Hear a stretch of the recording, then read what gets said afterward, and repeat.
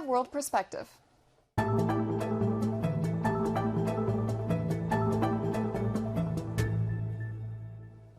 Big cities around the world are battling air pollution, but the Indian capital of New Delhi has the worst smog in the world. Recently, hazardous airborne particles were 20 times the level considered safe by the World Health Organization.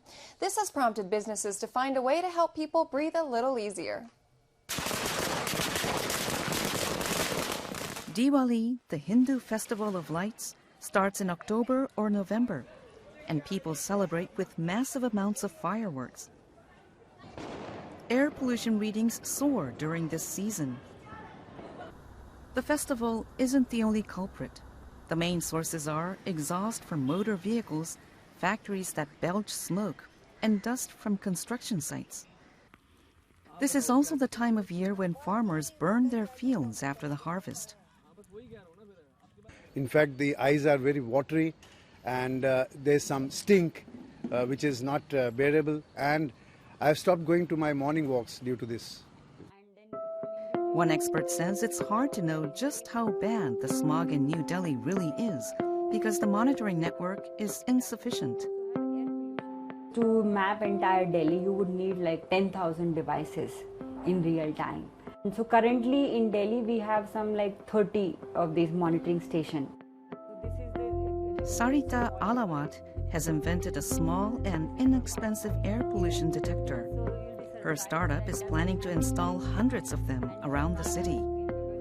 From government side, another thing government can do, which we are also trying to help with that, map the areas and find out what are the sources of air pollution.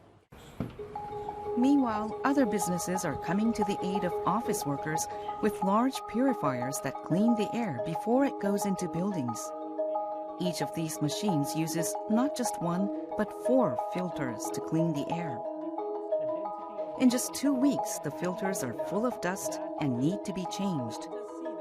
In the last 4 or 5 years, whatever we have done in terms of installation of standalone purifiers, now people are demanding the central unit for their big offices. This business center is said to have the cleanest air in India.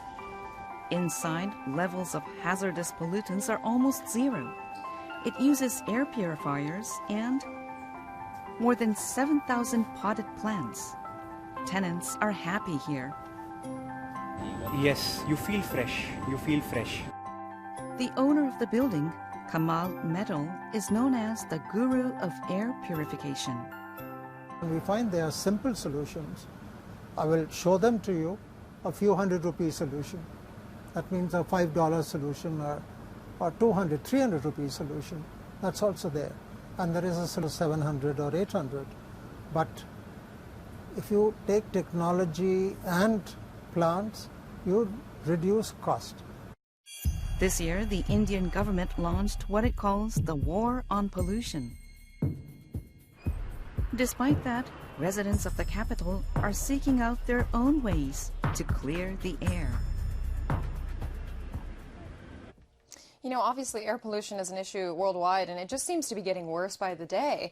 And, you know, in the video we saw the Indian government declare war on pollution. What is your take on that?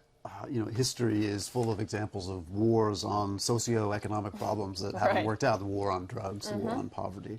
So what we have to hope is that this isn't just a declaration, but is followed by actual concrete steps to regulate car exhaust, to regulate industry, which are the biggest sources of pollution, not just in India, but worldwide. Right. You know, India's record so far in not only creating regulations, but enforcing them, especially on big, powerful, politically connected businesses, is not great. Right. So how are we actually going to get to significant change? Well, in the past, the best solution for pollution has been wealth, right? Like if you look back at Europe, America, even Japan, these were very polluted places when they started industrializing, but eventually as they got wealthier, people demanded cleaner air, cleaner water. They demanded that the government do something, and it more or less worked.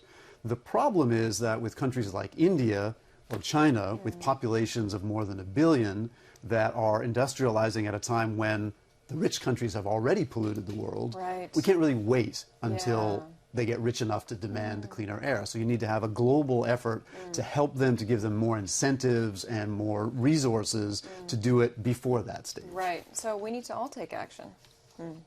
Let's move on to